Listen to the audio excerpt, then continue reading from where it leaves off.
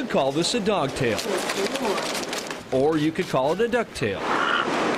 But for the 25 people that live in tiny Strout, Minnesota, it's not a tale at all.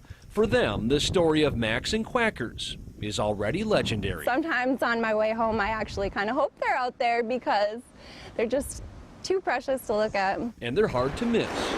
On any given day, rain or shine, the pair can be found sitting along Highway 28, looking like a greeting card, just waiting for a caption.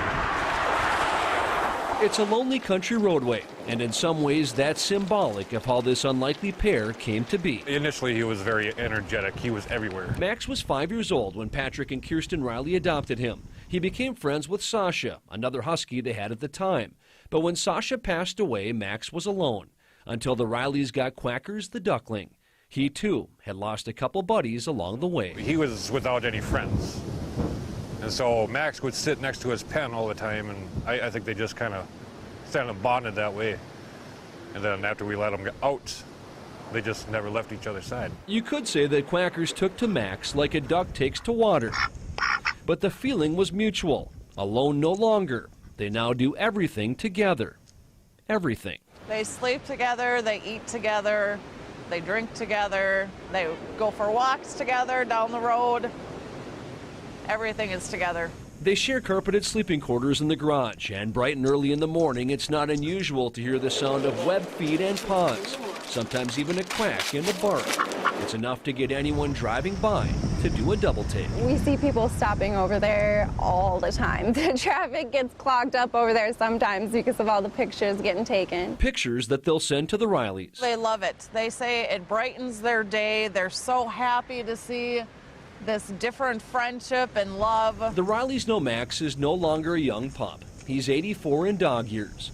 But if you measure your journey through life by being a good friend to someone else, then these two have put on a lot of miles together.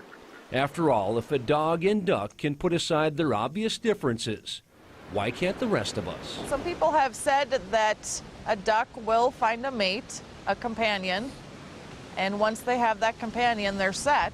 And that's what Quackers found with Max. John Lordson, WCCO 4 News. Okay, that is the cutest thing. Isn't it great? It's so great. Yeah, it really is cute. I love it. Yeah. The Rileys say that Max and Quackers will actually sit along the road in their favorite spot, but they spend more time closer to the house in the winter. I just don't want them to get hit. I know. I want them Those are on to the stay side of the road there. Patrick does go duck hunting. Max actually likes to sniff the birds that Patrick's bringing home, but Max obviously doesn't look at Quackers like that. Yeah. Kind of duck. Yeah. I think you guys should go as Max and Quackers for Halloween next year. Someone will. I know. Oh, Yeah. Should have a little webcam so we can check in on them at work every once They in a tried while. That's not with a the bad GoPro idea. on. They must have a GoPro Yeah, on something on Max. on Max or Very something. cute. Yeah.